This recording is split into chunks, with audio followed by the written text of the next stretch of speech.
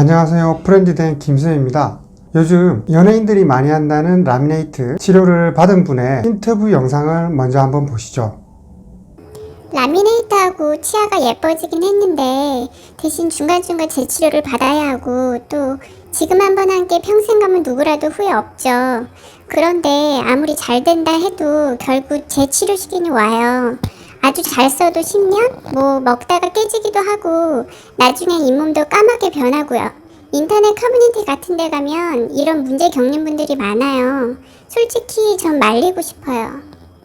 라미네이트 치료 후 후회하는 체험담인데 너무 안타깝네요. 왜 이런 일이 벌어졌을까요? 라미네이트는 일단 치아를 깎아서 손톱 모양의 세라믹 재질을 치아에 붙이는 치료인데, 여기서 치아를 깎게 된다는 것은 되돌릴 수 없는 치료를 말하는 거죠. 그래서 신중히 결정해야만 이런 일이 생기지 않는다는 겁니다. 그래서 오늘 여러분께 이야기할 주제는 라미네이트 치료 가이드라인입니다. 먼저 어떤 경우에 라미네이트 치료를 할 수 있는지 알아야겠죠. 라미네이트 치료를 할 수 있는 경우는 다음과 같은 경우입니다. 여기 보이는 것처럼 기형치나 외서치인 경우에 라미네이트를 하게 되는데, 보통 측절치는 두 번째 앞니를 말하는데 이 경우가 어쩌면 꼭 해야 하는 경우에 해당되겠죠. 깜짝같죠? 다음은 광범위한 치아 파절이 있는 경우, 그리고 미백을 했는데도 이쁘게 되지 않은 경우, 좀 더 하얗게 치아를 만들고 싶은 경우 하게 되겠죠. 앞니, 치아 사이에 틈이 있는 경우에도 할 수 있고, 인접면에, 즉 치아와 치아가 만나는 부위에 충치가 없거나 약간 돌출인 경우 라미네이트를 하게 됩니다. 두 번째는 라미네이트 치료 이외에 다른 치료 방법도 있다는 겁니다. 어떤 치료가 있냐면 아무것도 하지 않는 겁니다. 신비적인 게 중요해? 라고 생각하시는 분들은 자연치가 최고인 거죠.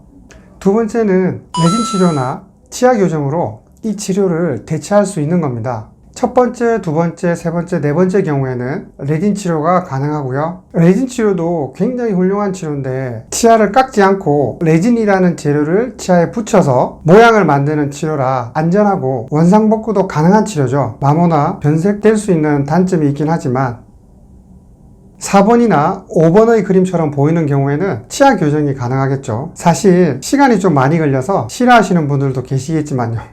그러니 라미네이트를 할 수 있는 상황이지 굳이 라미네이트를 할 필요는 없다는 거죠. 세 번째 가이드라인은 다른 이유로는 가급적, 아니 절대 라미네이트를 하지 않았으면 합니다.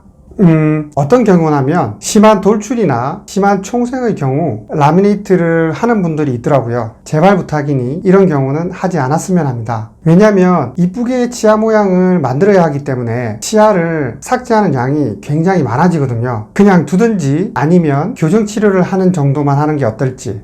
그리고 블랙 트라이앵글을 개선하기 위해서 라미네이트 치료를 하는 분들도 있던데, 제 개인적인 의견은 치료를 하지 않는 게 나은데 이 공간을 줄이고 싶은 분들은 레진 치료 정도만 하시는 것이 어떨지 권해드려 봅니다.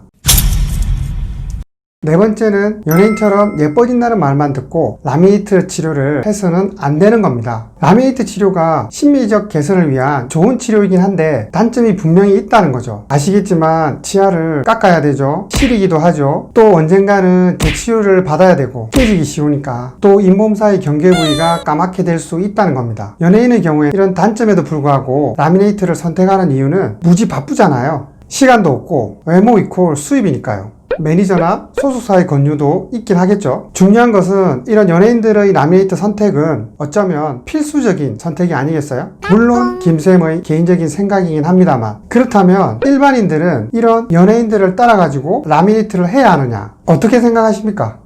정답은 개인적인 선택이겠죠. 인터뷰하신 분처럼 후회하지 않으려면 심리적인 만족도 중요하지만 단점도 충분히 고려하셔서 결정하시기 바랍니다. 치료를 하지 않을 수도 있고 레진 치료를 할 수도 있고 교정 치료도 할 수 있으니까요. 꼭 라미네이트를 해야만 하는 건 아니잖아요. 자, 오늘 여러분께 알려드린 라미네이트 치료에 대한 가이드라인을 잘 참고하셔서 치료를 결정하신다면 라미네이트는 주홍글씨가 아니라 이쁘지 않는 치아를 심미적으로 업그레이드 시킬 수 있는 아주 좋은 치료 방법 중 하나인 것입니다. 여기까지 프렌디된 김쌤이었습니다. 건강하십시오.